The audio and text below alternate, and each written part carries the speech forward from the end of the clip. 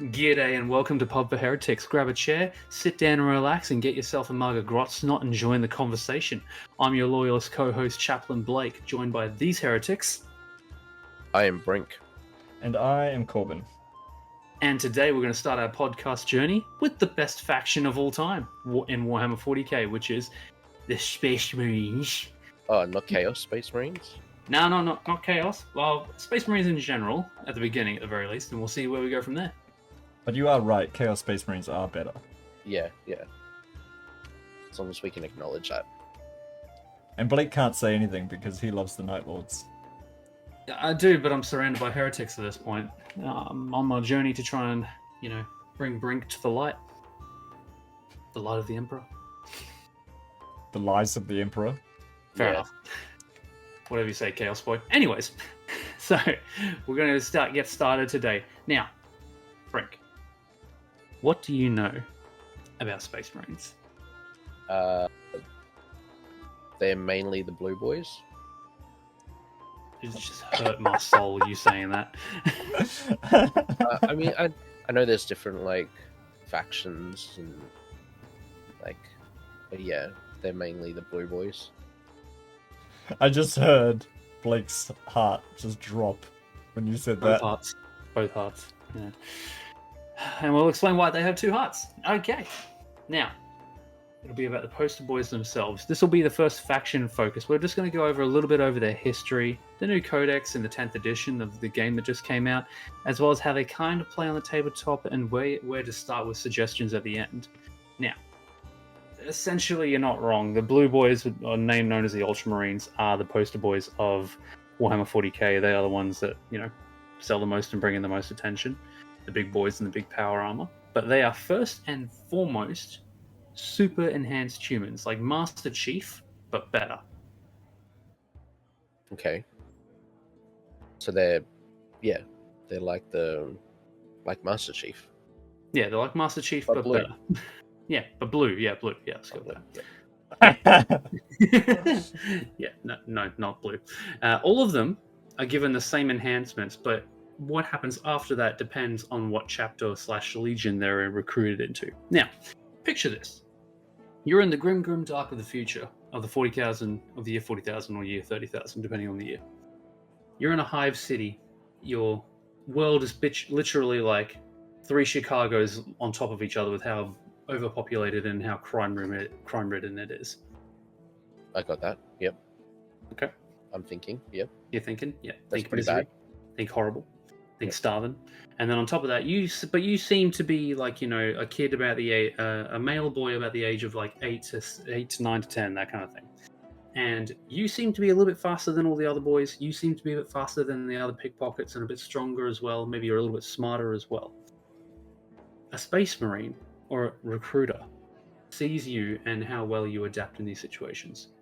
You are then either offered to go with or taken straight out. It just depends on which chapter it is and how they handle things. You are then recruited as to become an aspirant of a Space Marine Legion / chapter. More often taken than offered, but More often taken, yeah. Lives don't really matter in the Warhammer universe. humans are less important than, or as they're referred to by most Space Marines, mortals. It kind of reminds me of that scene from Braveheart where King William was just like, why use arrows? That costs money. The dead cost nothing. Yeah, it's very much that mentality. Yeah. Very expendable. But every now and again, one of them will be selected to become a Space Marine, or at least has the potential to become one. Now, when you're an aspirant, you are thrown literally into the fire and literally into the cold, depending on the chapter. You're thrown through different challenges and trials in order to prove and call out the weak and prove who is the strongest. For example, the Space Wolves, they do hunts on Fenris where you're literally thrown into a barren, frozen wasteland and said, yeah, survive for 3 days. Good luck. Make your way back. Yeah, if you can. Kill what you want. Don't Yeah. die. Or try not to. Yeah. If you don't, we don't care either way. Like Blood Angels do the blood duels between each other, and then there's like different types of exposure trials to see how well you stand up against the elements. Now, over the next course of ages 8 to 10, to all the way up to 18 to 20. You are given 19 different organs to allow yourself to become a Space Marine, essentially a demigod. Yeah, it's a lot of surgery. Why only 19? I don't know. It's not a round number. You'd And think, also a like, round number. And then the Primaris ones, the new ones that just came out, have an extra 3 on top of that. We're going to get into each 19, and I'm going to see if you can guess what they are. We've already mentioned one. Yeah. Ironically, that is the first one. The second heart. You are, at this point in the first... These are also in order as well, as to when you receive them. You receive your second heart, which obviously helps boost blood and in case their first heart is injured. But just because they have 2 hearts doesn't mean they care more. Unless you're part of the salamanders. Nope. double If anything, the it means the love. opposite. Yes, but talking about the Space Wolves as well, sometimes chapters and sometimes different legions will receive an extra one specific to their chapter. So the Space Wolves, for example, before they receive anything else, they get a thing called the Canis Helix. They drink an elixir before they undergo anything else, and that gives them their canine features, like the extra hair and the canine teeth, and also which eventually allows them to go full wolfen and turn into a werewolf, essentially. Only if You they're never- unlucky. If they're very unlucky, or in some cases lucky if they see it that way. You never go full wolf. Never go full wolf. Due to a picture of Robert Downey Jr. in Tropic Thunder. That You man's never a go national full treasure. wolf. That man's a national treasure. Now, the second one that you receive after that is called the osmodula. This is a small organ that secretes hormones that allows your bones to grow in size and to the bulk and the size they become. 2 years after you get this implant, it's first put into the subject's long bones, and the rib cage will have been fused into a solid, bulletproof mass of interlocking plates. But it's also not clear how they breathe because lungs operate without the ability to expand and contract. So it's a little bit interesting how that happens. It's never been cleared up though. Well, I guess they just increase the size of the chest so there's room for the lungs to expand without it. That's the way I'm picturing it in my head. That the rib cage is already so big that the lungs don't grow, but that also doesn't make sense because... Oh, that's right, because they're given... No, anyways, that actually answers another question later on. Interesting tidbit. The black dragons have a gene mutated resulting in bony growths coming out of their heads, elbows, and forearms. So they're a completely loyalist chapter in the future, in the 40k universe, but they have like weird bone growths coming out of their body. So this one's mutated. Look at what they need to imitate even a fraction of our power. The next one is called the biscopia, a small organ inserted into the chest that allows their muscles to grow exponentially. And then the hemistamen, which makes blood cells better at carrying oxygen. Now, this is the one that I personally love the most. It's called the Laraman's organ. This is a golf ball-shaped implant in the chest that sends white blood cells to affected areas, and they will immediately patch the wound. So if you've ever seen like Angels of Death, or if you've ever seen like Space Marines in animation, if they get wounded, the wound immediately closes over, or the blood instantly dries. Oh yeah, yeah, I've Yeah. seen that. Yeah, That's what that's happened is because like it's automatically like wound care essentially. Like minor Wolverine healing powers. Yeah, to a degree. Yeah, with the blood dries just so quickly. or Deadpool healing factor. Who stole it from Wolverine? Who's better, Wolverine or Deadpool? You don't have to ask me that. Of course, it's Deadpool. I like both, but I do love my Wolverine. The movie's coming out soon, so we'll soon see. Now, the next one is the catalepsian node. This is really interesting. This is a pea-sized organ implanted to the back of the head and allows them to shut off parts of their brain so they don't need to sleep. And if a princess laid on them, do you think they'd feel the pee? You can't see me, but I'm face planning. I know. I just want that silence to linger a little bit longer.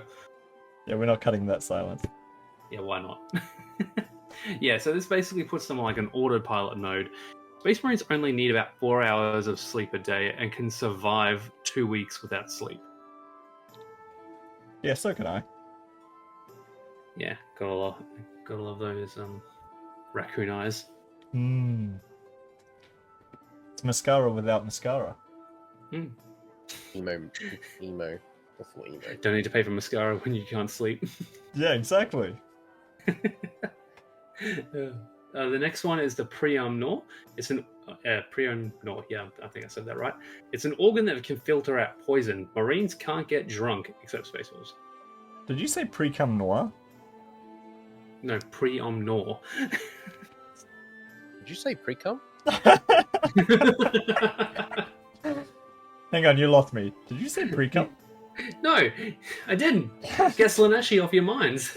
Did someone say pre-cum? No, What does the pre-cum noir do? it doesn't do anything. There's no precum. Is it stored in the balls?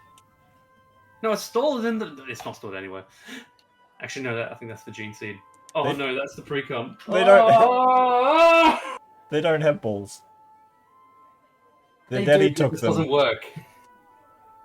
Pee stored in the balls? Moving on. You've got the omophagia. Damn it. Omniphagia? Omophagia, that's right. You've corrupted my mind. Emperor, help me. He can't help you, he's dead. We're all dead. Anyways, that's called the Remembrancer implant. It basically, this is arguably the weirdest one out of all of them. This is basically they learn by eating. So picture this: you're a Space Wolf Marine. You've just killed an orc, like an orc captain, for example, or orc leader. Man, you're loving the Space Wolves tonight. No, it's because they're the ones with the most like genetic mutations, and it really comes into play. But say, for example, you're a Space Wolf, and you just killed an orc war boss. You then decide to eat the brain or the heart of that orc war boss, and you learn most of their memories. Another example is the Blood Angels drink the blood of their slain victims or people to learn about them as well. They consume knowledge that way. So Kurz, who is the Primarch of the Night Lords, the Primarchs also have all these genes as well, these implants. And Kurz was able to learn an entire world's military tactics, their culture and command structure from eating the heart and brain of a fleet captain. Yeah, that's pretty wild. Is that all he learnt? I'm pretty sure he probably learned more as well, but he learned heaps of stuff about the planet he was invading. Did he learn that pee is stored in the balls? Yeah. Yeah. Well, and not anymore, because as soon as they saw him, all of the pee just got, put into their trousers. It would be a scary face to see. One-man army. One-man army over here. Yeah. Hold him back, you degenerates. Anyways. Overuse of this particular organ can lead to mutations, such as the Red Thirst, which Corbin just said is from the Blood Angels chapter, and their successor chapters as well. Mainly the Flesh Tearers and the Blood Drinkers chapters. Yeah, that's a really original name. Anyways. Don't have to explain what they are. No, they love golf and tandem fencing. They're also very pretty for blood drinkers. Kind of like, what's his face from Castlevania? Or Astarion, as a more recent reference. Whatever. Blake. I never liked Astarion. Everybody loves Astarion. He's a wanker. No, he's fantastic. He's cream of the crop. Who's screaming? Someone The say pre-cum? crops. I'm gonna stop giving into it. Alright, anyways. Alright, so, and then the next one is the multi-lung. It's a third lung that they're given. So if they are in a low oxygen area or poisoned areas, they can fill that third lung with air and use that instead. This also comes into play if you're a Space Marine in a ship battle and you're ejected into space. You can just fill your third lung up with air and use that for a time period. They're really good at blowing air. No, it's sucking because it's going in. Anyways. Someone say- Anyway. Anyways. Why is it funny when you guys do it? Wow, we're hilarious. Yeah, you guys are jokes. Anyways, then there's the next one is the oculobe. It obviously just gives them better vision and like a version of dark vision, where they can see in the dark. They're Now, the cat next one- boys. No, that's. Listen here. Oh, I'm sorry. No, they're not cool enough. Canonically speaking, you can actually make like your own successor chapter and give them cat ears Yeah, if you wanted to. people have done it. I know. There's also a lot of art. There's a lot of art. The Warhammer 40k has a lot of. Oh yeah, James, did you know this as well? That canonically there is a cat guard, like Imperial Guard, but there's a regiment of them that are like felines. Cat dog? Yeah, cat dog basically. There's dogs and there's cats. Yeah. I mean, the dogs are the space wolves. But no, I did not know that. I'm sad that you do now, but oh well. Here we are sharing all of the really interesting lore about 40k. Oh, well, gotta get them hooked. And bring in the cat girl lovers. Yes. Next one is the lineman's ear. It makes them immune to dizziness, motion sickness, and they can discern sounds better than mortals. So they can hear better essentially, and it gets the what is it called, the fluids in your head. I can't remember what they're called. The inner ear fluids. Yeah. I think that's the right way of saying it. It just basically makes them immune to them feeling dizzy, and has that equilibrium. Which is what you need when you're shot out of what is essentially a giant, shell that buries itself in another ship and then ejects you out into it. Oh, yeah, the escape the pods, yeah. Pods. Pods. Yeah, drop pods and the boarding pods. I'm going to regret saying this one, but the next one is the sus-an membrane. Did somebody say pre-cum? No! Where the pee is stored? No! I thought you were going to make a sussy bucket joke, that's sus. No, we're sophisticated for that. Yeah, exactly. Too sophisticated. Alright. Sorry, my mistake, lads. Let me just comb my mustache while I'm you curious. continue. So I'm curious, James. I'm curious, James, what do you think the sus-an membrane does? I mean, it sounds sussy, so guessing that's where the pee is stored. Ding ding ding, he's right! I knew it. Totally knew it. It allows Marines to go into a hibernation, a suspended animation. That's why it's sus-an, suspended animation, and to keep them alive for years to be recovered. Now, the longest ever was a Dark Angel, and that was revived. How long do you think that Dark Angel was in under hibernation for? Oh, I know this one. Keep it to yourself. 1,000 years. Oh, well, now... Just James a is random something number. so out of there that it doesn't matter what I say now. No, it's 567 years. Oh, Decent amount of time. Decent amount of time. That's still a long time. I mean, the Flynn longest from time. Futurama did it for longer. That's the I longest time ever a Marine has ever been revived from the sus-an membrane. I just assumed, being that it's 40k, 1,000 years may not matter too much. You're right, it doesn't. For the Necrons or other species, absolutely. Hmm. You know, the cooler ones. What's your favorite faction again, Corbin? It's the ones Chaos with the Space ears? Marines. No, the ones with the ears. The ones with the yeah, ears. the Yeah. Eldar. Your favorite faction, are they? Oh, mate. Don't even talk to me about Space Elves. They don't sleep. They don't go into hibernation. They're too busy You wish dipping out of their, hidden portals. You wish they did, though. Go to sleep. Yeah, well, I'm just waiting for them to kill themselves off like the Necrons are. Fair point. Next one is the melanchromic organ. This controls melanin and protects them from sunlight and can help with certain radiation, not just UV. I mean, it doesn't help Kurz or the Raven Guard tan, but... Don't need to when you're that awesome. Oh, here we go. Or if you spend all your time hiding in the shadows. And That's not very Space Marine of them.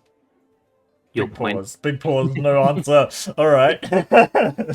Now, I'm also going to regret saying this one. The next one is the oolitic kidney. That one's the kidney. Good job, man. Yeah. You know what your prize is?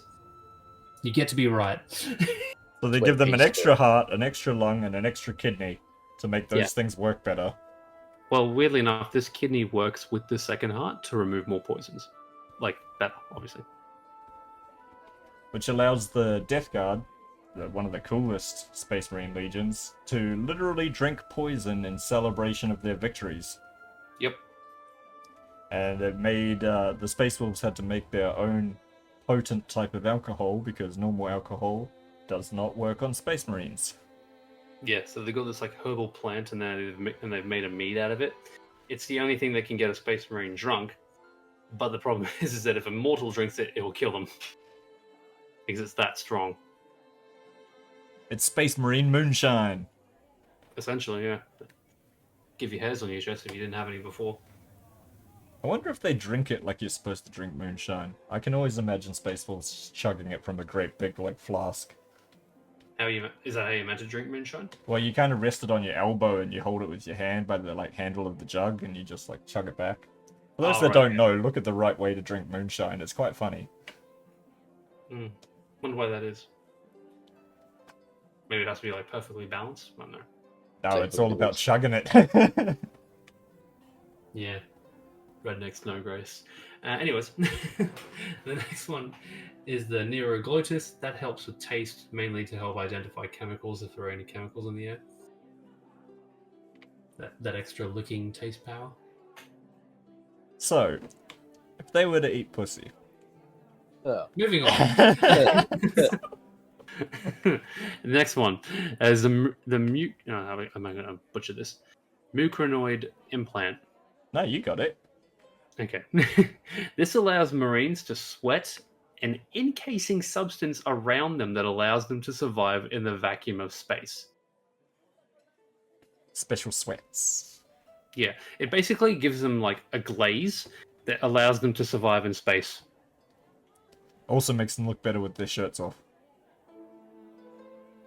I thought you were Death Guard, not Emperor's Children. Hey, the Death Guard are pretty boys as well. They're just not conventionally pretty. Or pretty at all. Now, this is the other weirdest one. This is the second weirdest one that I've ever heard of. Now, what do you think is the weirdest thing that a Space Marine could have? Like, implant-wise and gland-wise. A fourth nipple. Where did the third come from? I just thought they naturally had them. They have 3 of everything else, I don't blame you. Yeah. So a fourth one, like, what's the point? For Yeah, breastfeeding their point. little baby Space Marines. Honestly, I had like a million things in my head about what you could say, and that was not one of them. Well, that's just Always me. surprising me. Yeah. I No. could see Kurz with 4 nipples. Don't you dare put that image in my head. I can see him with more. Don't stop it. He's got moo cow udders. No, he's not a cat. It's called the Betch's gland. This is acid spit. Okay. Yeah, like you know that kid from Sky High that just melted a pillar? Yeah, that kind of thing, Betches be crazy. essentially. And that's the thing, even if you had like I said with the neuroglottis, the taste one, you wouldn't want to lick anything because you got acid spit. So yeah, it's corrosive and can burn through metals.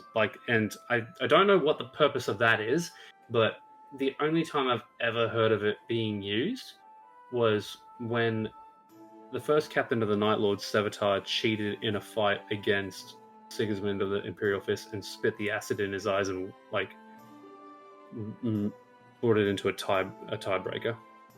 Now, question. Fully serious. If 2 Space Marines were to kiss, would their mouths like melt together? No. Acid spit. Yeah, but it's like saying, does a snake envenomate another snake? Yeah, they can. Yeah. Oh, that's right, they do too.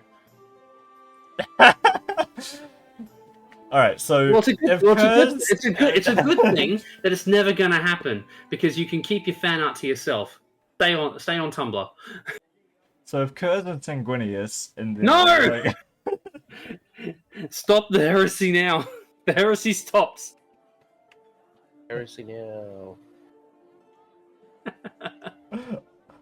uh, Anyways, the next one is actually the most important one of all time that for any Space Marine to have, called the progenoid. The progenoid is on the neck and another one in the chest. This later turns and matures into gene seed. This is the future of any chapter. they These rip off genes, the balls and they stick one in the neck and one in the chest. I think he's gonna blow. I'm about to jump over this table. I'm here to bring heresy to this pod for the I'm going heretics. to shove one of your grots down your throat in a second, I swear. And I'm here to bring the dick jokes. Amazing contributions. Anyways, these genes can create. Regret saying this. These genes can create more, and these can be extracted from them to make more Space Marines. Yeah, it's the gene seed that progenites. Progenates, yeah. Yeah. They literally can make more, so that way they can use that implant to make more Space Marines. Now, this is one of the most important jobs of an apothecary, and you know what an apothecary is, James? Is it someone who keeps flowers? Yeah, Yes. Space Marine florist. Yeah. Oh no, I don't want that image in my head as well. No, but he does deflower people. I just thought of all of the kit bashes I could do to make one a florist. Yeah. Anyways, no, it's retrieving the gene seed. The apothecary are the medicaes of the Space Marines. They're usually covered in all white armor with their shoulder border and denoting their chapter, but usually all white, like first aid for combat medics, basically is the best way to put it. Their job, their most important job on the battlefield, is to retrieve the gene seed. Now, if you look at this mini, that's what he's carrying in that canister is different types of gene seed of all the soldiers that have fallen that he's, the gene seed repository is lost. Now, say for example, if a chapter of Space Marines loses all their gene seed repositories and all the Marines around that chapter are dead, then the chapter is dead. And this has happened before with Tyranids taking over their home planets and killing all the Marines in a final last stand. It is possible for an entire chapter of Marines to just be wiped out if their gene seed is not taken care of. They need to protect the balls. As gracious as you've put it, yes, that's actually correct. They do need to protect them. Is that where? Yes, you're right. Say what you're Yes. about to say. Yeah. No, it's right. No, that's No, where the no. pea's stored. If it is, we're in a big problem. Anyways, now the last one is the most important one. When they reach adulthood, when they get to about the 18 or 20, they are given what's called the black carapace. This is a film of black plastic that is underneath, that is like, all the Marines have their skin taken off and then put this black plastic material underneath it, and then the skin's put back over it. This is what the ports in their bodies are for, and it's for connecting to the ceramite armor and interfacing it to it directly. So yeah, wires to their neural networks so that they can more efficiently use the great big heavy armor that they're put into. It's one of the reasons why they can move so quick. Under several hundred kilos of ceramite. Hmm. Which is basically like hardened plastic mixed with like porcelain. Yeah. No, it's a ceramic. That's why it's ceramite. Yeah, porcelain is a ceramic. Yeah, but isn't porcelain a different type? I don't know what type of ceramic they're using, but it's some sort of ceramic Do I look mixed like with I belong in a like pottery plastics. barn? No, I don't. And when a Marine pilots like a tank or a ship or a transport or anything like that, it's very similar to Pacific Rim. Have you ever seen Pacific Rim? Yes. Yeah, when they drift with the machines and they interface with the machine, they can feel what happens to that machine. So like, if a gun's blown off, they feel that. Or if they lose a leg in the machine, or if they lose a wing, they can feel that. And when it dies, the feedback coming back into them can kill them. Okay. Good thing you explained that, because no, I've never seen Pacific Rim, but I thought if I said that, I would never be allowed in your house. Yeah, yeah. For those that don't know, I've got a big giant Pacific Rim collage. I'll say collage. Yeah, yeah. But no, More like need a to get on that. shrine. Yeah, it's like a shrine. Yeah, yeah. Yeah. To the first movie, Well, there's only one movie, but anyways. Now And the last- comics. Yeah, the comics. Yeah, everything but the second movie that doesn't exist. Welcome to Rim Talk. Welcome to Wait. the Pacific Rim channel. Did you say Rim? Someone say pre-cum? No. So, Blake, what are we talking about after the enhancements of the Space Marines? Oh, pre-cum apparently. We already covered that. We'll be back to it, but sure. Yeah, like herpes, you never go away. So the last one is only for the Blood Angels chapter, and it's called the Insanguination. Now this is weird. Where, like the Space Wolves in the beginning, they drink gene seed unique to their chapter from a blood chalice. After drinking this, they fall into a coma and are placed into a sarcophagus for a full year and are apparently, I don't know how, injected with the blood of Sanguinius, their Primarch. Most of them die, but the strongest survive. What a fun way to start off your life as a Space Marine. And on top of that, the messed up part is that you can actually wake up before you're meant to. So you could just be sitting there living the worst claustrophobic nightmare possible. Yeah, I was gonna say, I hope you're not claustrophobic. That shit would be a nightmare. And you just have to sit there for months if you've woken up early. Yeah, not sleeping.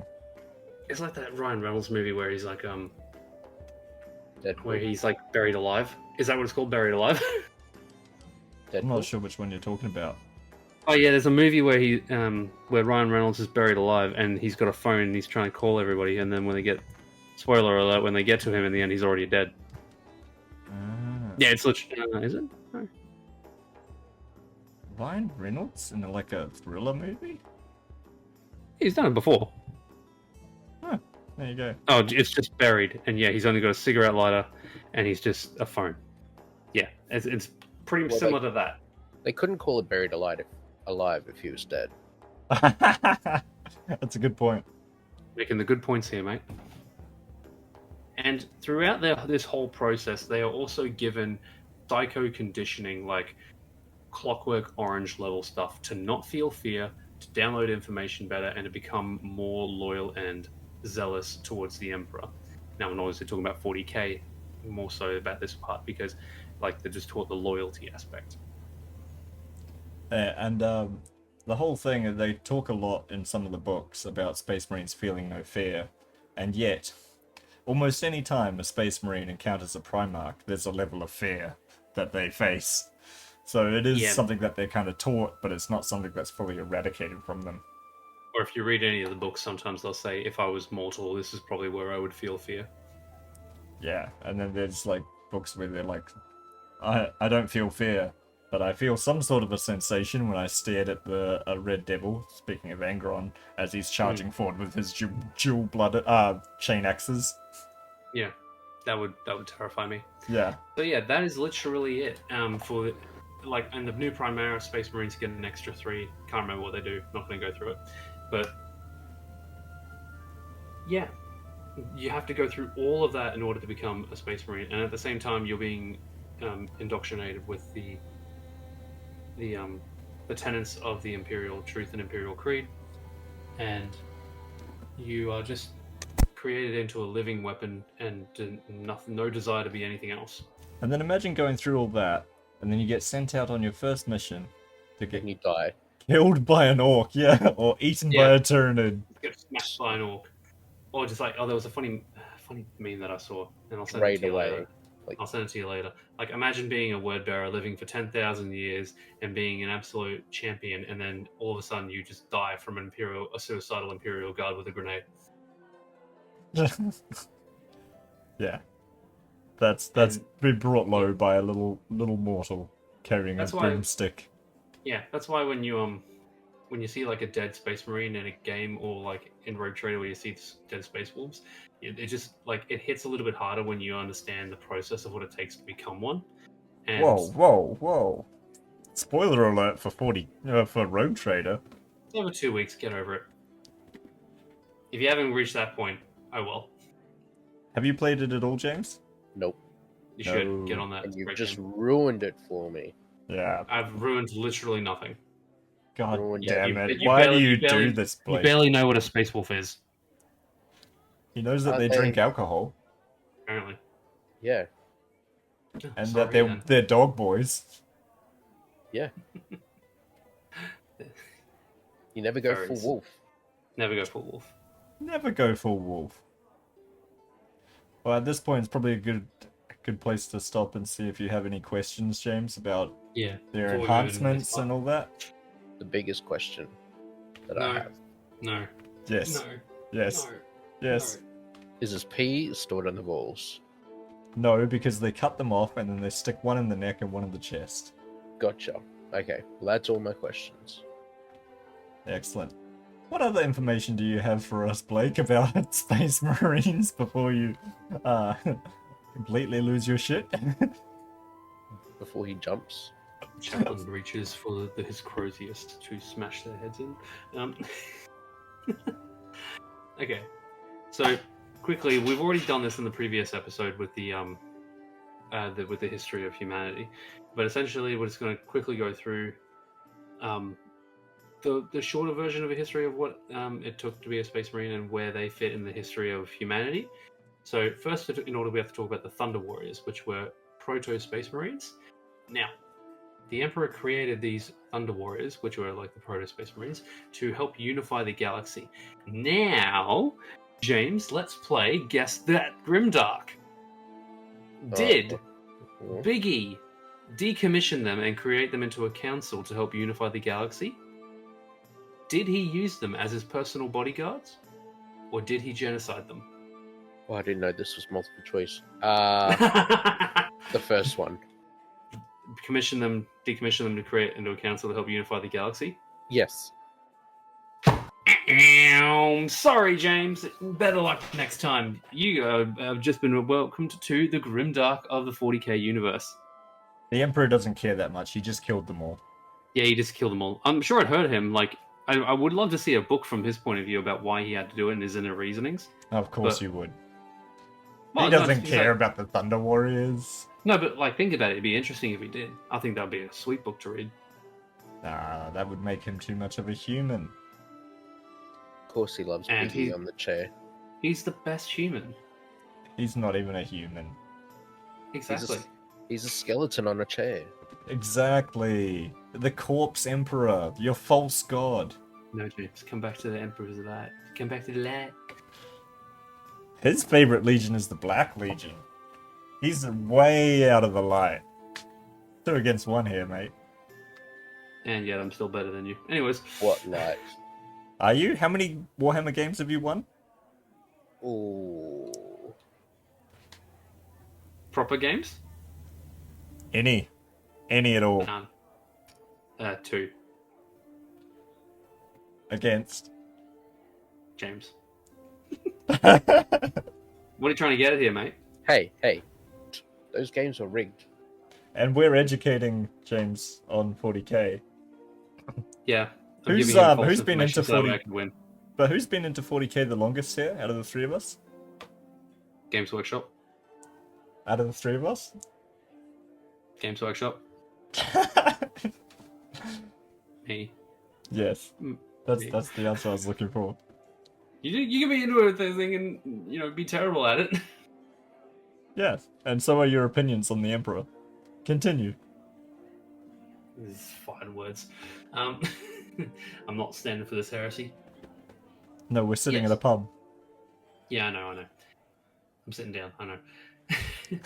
Now, the Emperor, of course, like we said in the last episode, he created the Primarchs to be his generals going forward, lost them to chaos, and then slowly found them all.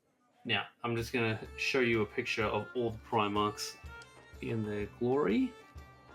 Do you see the image? Yes. Okay. So we're only going to go through the loyalist ones for this episode because we'll do Chaos Space Marines another episode. So the first one we have on the top left, that's Lionel Johnson. Basically, cold hunter predator. but with an aesthetic knight vibe. Crusader Knight kind of thing. Paladin vibes. He loves blowing up entire worlds. That he does. And he's a leader of the Dark Angels, the first chapter, First Legion.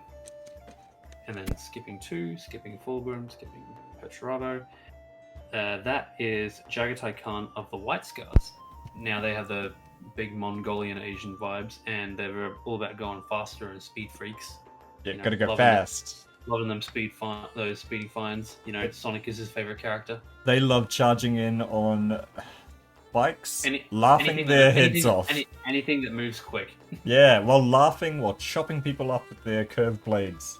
And then the next one over that is the Space Wolves. Now, how would you describe the Space Wolves since you like them, Corbin? Oh, they are space Vikings through and through, well into the Norse mythology, to the point where Lehman Russ's sword is actually called Mjolnir.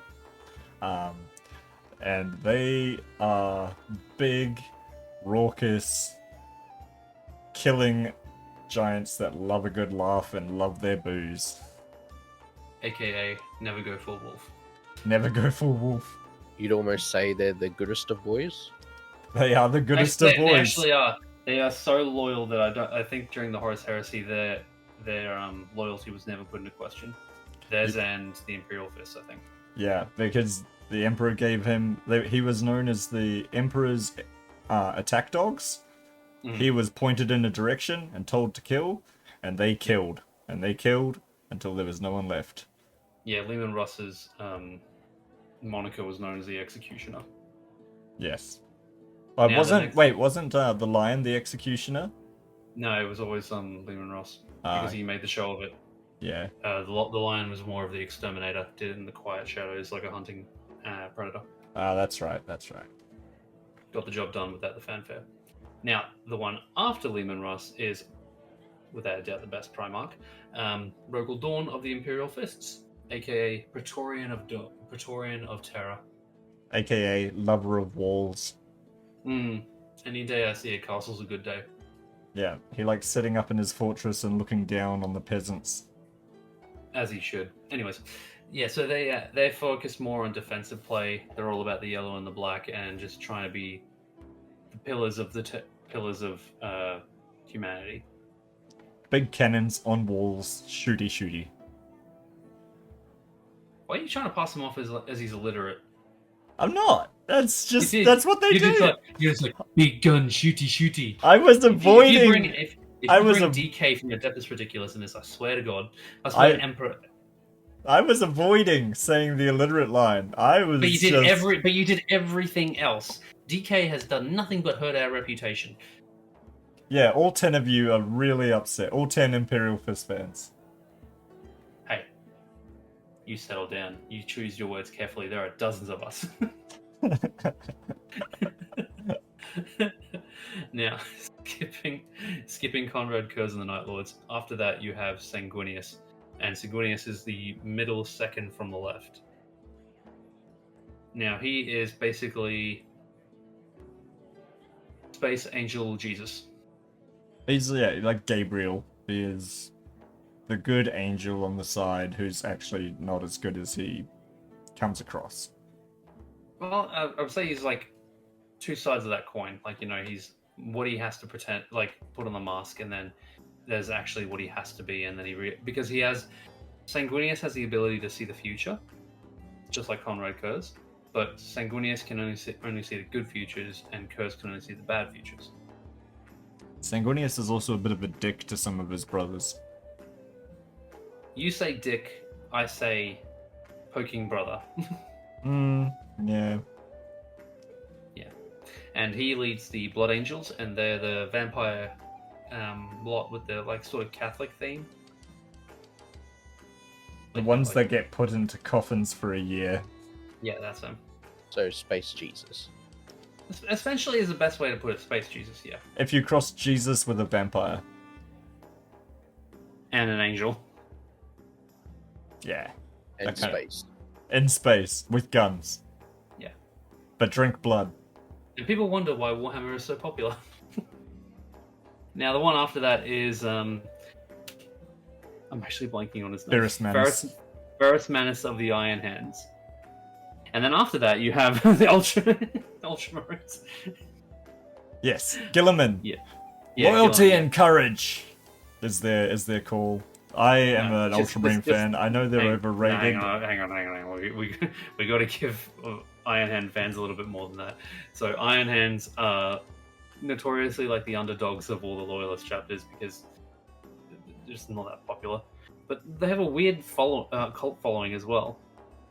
Yeah, they kind of have this thing where kind of like the AdMech, where flesh is weak and you remove it and you turn remove your limbs arms for robotic limbs, yeah. Yeah, like robotic limbs are more reliable because especially Iron Hands, like their names depicts, because their now dead Primarch had Necron living metal on his hands. Yeah. He literally had iron hands. And he would use those iron hands to blacksmith and beat the shit out of metal in order to make it into weapons. Yeah. And Now, yeah, it's basically like whatever, if every space marine in that army was a tech marine, essentially. yeah, and that's enough talk about them, and onto the Blue Boys, which... Yeah. Skipping 11, skipping Angron, getting on to... Gilliman. The white bread of marines. The current leader of the Imperium. The golden shining boy. He is probably the most well-rounded of all of the other Primarchs. He's very level-headed and loves thinking things over. Their call is loyalty and courage, or for Gilliman. Or for McCrag. Or for McCrag, which is the homeworld of the Ultramarines. They're just fantastic. They're overrated. Like, they get a bad rap because they are overrepresented. But yeah, whenever you go into a Games Workshop and you see a box of the Blue Boys, it's just a cover art for a lot of them, and I think that's just a consequence of being the poster boys. Yeah, but they are actually a really interesting legion in themselves. Gilliman particularly has a very interesting story, which we will cover in his episode. I'll probably go into great detail about my boy Gilliman. I'm sure you will. He's basically he's more interesting in 40k than he is in 30k, I think. Yeah, except for the space elf girlfriend. That's kind of shitty. And we're just going to leave James with that thought. Anyways, so moving on to the bottom row, we're going to skip Mortarion, skip Magnus, skip Horus, and then skip Lorgar. And we're going to, on the third from the right at the bottom row, is Vulcan of the Salamanders. Do you also want to cover this, Corbin? Yes, so Vulcan is the only dark-skinned representation of the Space Marines. He came from a world that is basically a lava planet, and they have giant lizards on that planet. And so salamanders, or the giant lizards that lived on that planet, represent a lot of their culture. They love fire weapons, and they love thunder hammers, which are great big hammers with electricity charged through them. So they clobber people, and then they set them alight.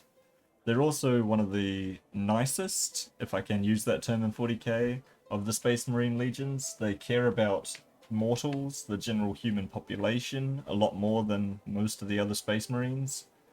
But they hate elves, so they're a winner.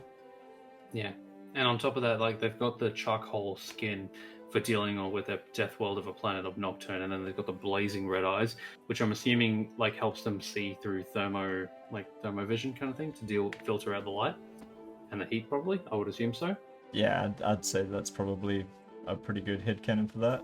Yeah, a good thing to probably mention is, like, in the Hell's Reach book that I read, where it's Black Templars, a bunch of salamanders came in to help them, and then the chaplain of the Black Templars said, "For the Emperor," and then the salamander said, "And his people," and then the Black Templar was like, being skeptical, was like, "Why'd you say that?" Yeah, probably the best way of putting it. Now, the last loyalist is my second favorite after the Imperial Fist, which is the Raven Guard with Corvus Corax. Basically, if you like Vax from Legend of Vox Machina, Raven Boy stealth, that's essentially it. No point going any further detail because they're awesome, and I will do that in his episode. Absolutely. And just, you've just reminded me, but would you like to explain for the listeners and James what the difference between the Emperor's Mercy is and what Gilliman's Mercy is? I think you explain that better than I do. I haven't read Dark Imperium yet. Okay, so they talk a lot in a few of the books. So the Emperor's Mercy is something, even back in like 30k time, they talk about the Emperor's Mercy, which is usually a bolter shell to the head. Whereas Gilliman's Mercy, or like, Vulcan would have a similar thing, is more about forgiveness and helping the people. Emperor's more likely to just kill a problem, kill somebody, forget about it. Whereas like a couple of the more kind-hearted Space Marines actually care about looking after the people. Like a good example of that is the Flash Gets animation where the one of them is being melted, or one of the Marines is being melted away, and the other one goes and I granted him the Emperor's Mercy and then put a bolter in his head to put him out of his misery. Whereas the other Primarchs were, like for Gilliman or Vulcan, for example, would go that step beyond and try and help them. Yeah, put the flames out and, try to take them to an apothecary. Yeah, it's the duality of mercy. Yeah, or somebody witnessed, something that they should have, or they were talking about demons, and demons aren't supposed to really exist, and so they got the Emperor's Mercy and got shot in the head. Yeah, because the local populace of the galaxy is not meant to know about chaos. Because that's what the Emperor wanted. Mm. Everyone to be in the dark. And the idea is that if humanity knows about the chaos, they're more likely to be corrupted, which I'm not sure would work, but then again, it hasn't happened, so we don't know if it is working or not. Well, it's been proven not to work because chaos is rampant, and chaos is excellent. So why would you hide something like that? Because they could be more rampant if people will be like, I will willingly follow this because I have another option. Which is only a better outcome. Bring on more chaos, baby. So yeah, that's all the Loyalist Primarchs, and we're going to get into the Chaos ones in another episode, which I'm guessing either Corbin and I could lead. Did you want to lead that one because you're the Chaos boy? Yeah, but I might leave the Night Lords up to you, seeing as you love them so much. Oh no, we'll be doing like a whole Chaos Space Marine episode like we're doing now for the Loyalist Space Marines. Yeah. I'll lead it. I'm down to lead the Chaos. I'll show the people the right way. Let the audience know what they want. Yeah, the audience wants chaos. Anyways, moving on from that heresy. So yeah, Horus. You know what happened next, James? Horus heresy. Some Primarchs died. Most of them went, off and did their own thing, or went hiding, or went sleeping. And the Codex Astartes was then put in place. Now, do you remember from our last episode what the Codex Astartes is? Vaguely, yes. There was a lot in the last episode. That's fair. Yes, but if you had to summarize it, how would you characterize it? Isn't the Custodes the... Oh wait, no, I'm thinking of something else. I'm thinking of the... The Custodes are something else. The Astartes Codex is the rule book for how an Astartes should be. After the Horus Heresy, the Gilliman himself created a how-to guide for Marines on how to conduct themselves in war and governing and all that kind of jazz, and but also that all legions should now be split into 1,000 Space Marine, 1,000 member legions. So that way that no one chapter or one legion of Space Marines can have too much power as they did with Horus and the others, to basically dilute the power. Because previously it was each Primarch led 10,000 Space Marines. No, more than that. Gilliman had 250,000. Yeah. Some had only a few, 10,000. Raven Guard were pretty low, and Thousand Suns were pretty Raven low. Guard were 80 or 90. I think they were one of the smallest. But the average was about 100 to 150,000 per Primarch. Oh, there you go. Around that. I could be wrong, but at the beginning of the Horus Heresy. Yeah. Yeah, it was around that point. Anyways. And yeah, so this split all the Loyalist chapters into basically 1 million chapters. And it's in that place where you can have your custom Marines, your own custom chapter, and do whatever you want with it, essentially. But yeah, 10,000 years passed after the Horus Heresy up until 40k times, and the chapters are still around protecting humanity, and yeah, that's essentially where we are caught up now. Do you have any questions before we move on to the next one, James?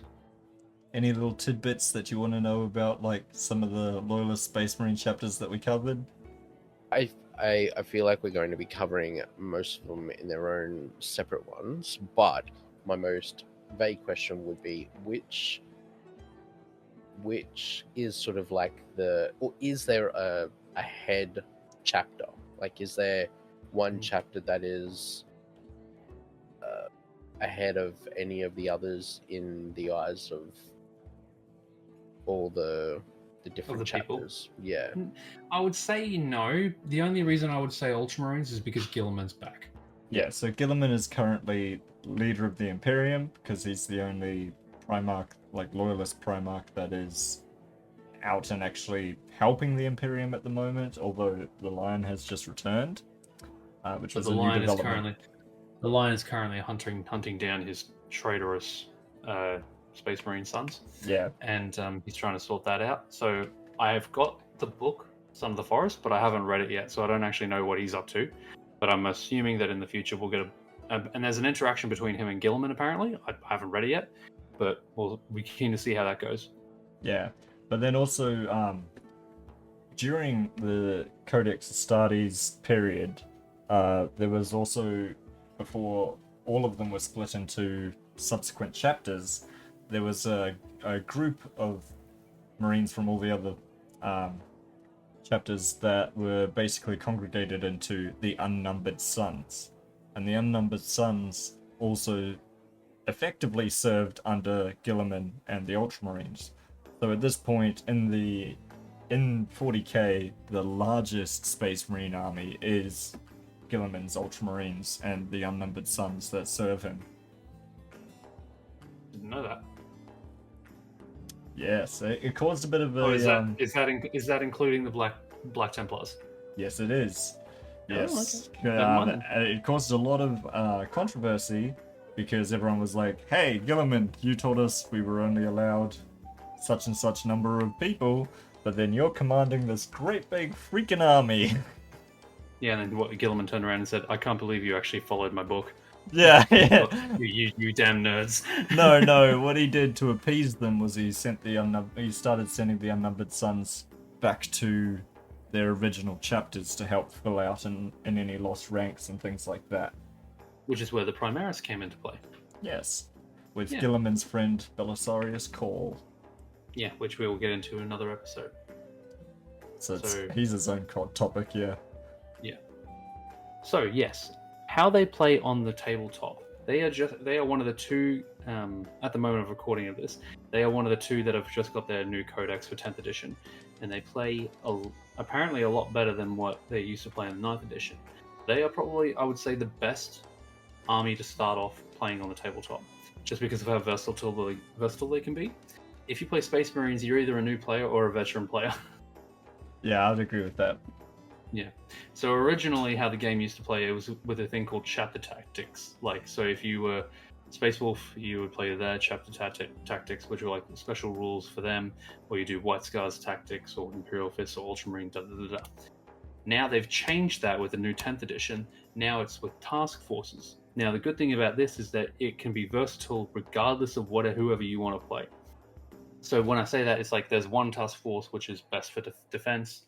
There's best one for flame weapons. There's one for speed. There's one for stealth. And the thing is that you don't need to do specific chapters. Like, you can bring in your own custom chapter and just put them under whatever task force you want, and it'll be fine. So they've made it a little bit more easier for people to learn. They're also very well rounded with both melee or shooting, depending on what you kit them out with. Like, all of their units have good options for either, depending on how you want to play. I would say, yeah. Yeah, Space Marines are sturdy, like you'd expect them to be, so they can eat a lot of shots generally. Yes. Yeah. Especially from Chaos Space Marines, as I have found out. Mm-hmm. Yeah. Mm-hmm. and they'll be getting their book soon as well. So yeah, they're probably one of the better armies to start off with because you get availability of models, you got a lot of lore, you got a lot of like different tactics you can cling onto, different play styles if you want to go defensive, melee, or just shoot back and sit back and shoot. Like you've got options galore, and they're usually where most people start, but you don't have to at the same time. And if you Yeah. love painting like I do, like the range of options, like you can paint them however you want. Or if you want to paint them like a specific faction or chapter, then you do it that way, and there's just like a myriad of things that you can get creative with them, without having to buy extra bits and pieces. Yeah, because you get pretty much blank models, and then you get the upgrade packs on top of that, depending on what chapter you want to go with. Like, it forces you to be a bit creative with it in terms of kit bashing and like how you want to deck them out. Yeah, and paint schemes, you can just go Yeah. wild with what you want. Absolutely. Now, suggestions for each of the Loyalist Space Marine chapters.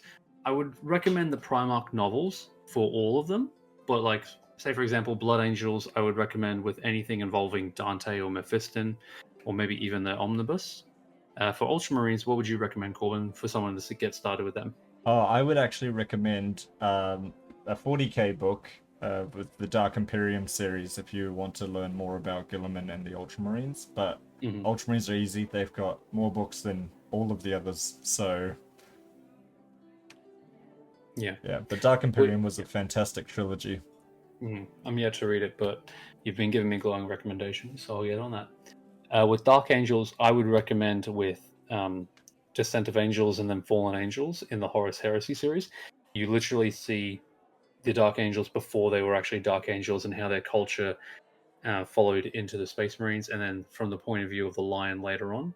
And then there's Lion Son of the Forest and the Primarch book that you can read. Imperial Fists, I would recommend either Fist of the Imperium for 40k or his Primarch book, or Praetorian of Dawn. Iron Hands, no idea. I'd probably recommend the Primarch novel because I don't know of any other Iron Hands novels. No, they've got short mentions in other books, but like, yeah, their omnibus would be the one. Their Primarch book would be the one to go for that. I'm keen to read more about Iron Hands just because I want to be pleasantly surprised if there's more depth to them, but I'm worried there isn't. Yeah, and it seems counterintuitive, but if you want to learn about the Space Wolves, I would recommend reading the Thousand Suns book, which leads into the Burning of Prospero.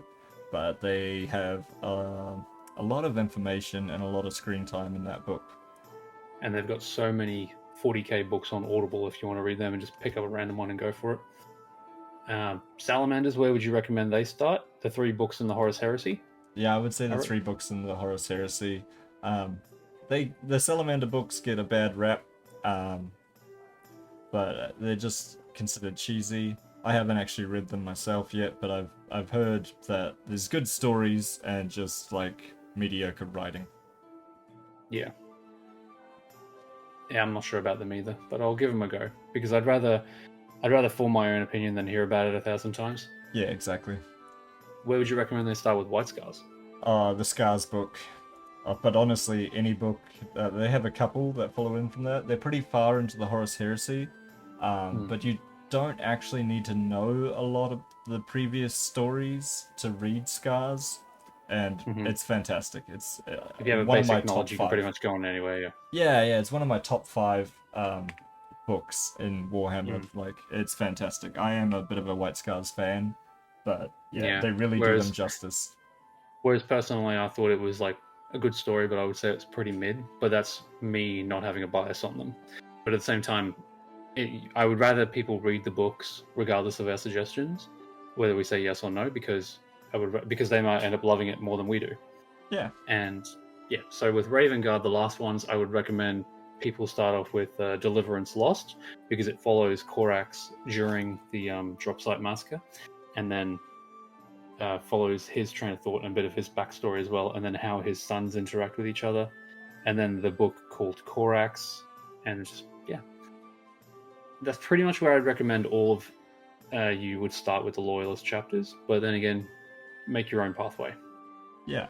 And like what we did is or a few of the things is we read through like some of the basic descriptions in the Horus Heresy books to see if it was like a topic that we enjoyed. Like I'm pretty deep into the Horus Heresy books now, but there's a couple that I skipped that I had no interest in, like the The Angels one? Elfarius one and the Angels one, because I don't really care about Dark Angels or.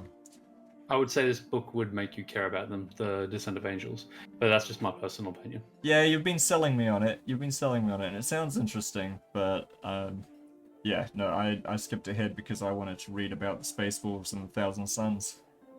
That's fair. Now, James, I've got 2 questions for you to round out this episode with. Yep. Out of all the Loyalist Legion / chapters that we've talked about, which one have you gravitated towards the most? I mean, Regardless of models that you've already bought. yeah, I have started the Dark Angels, but I mean, salamanders are sounding pretty cool, and also, I feel like I might go for wolf. Yeah, go full wolf. You never go full wolf. But Space they- Vikings. Yeah, Wolf. my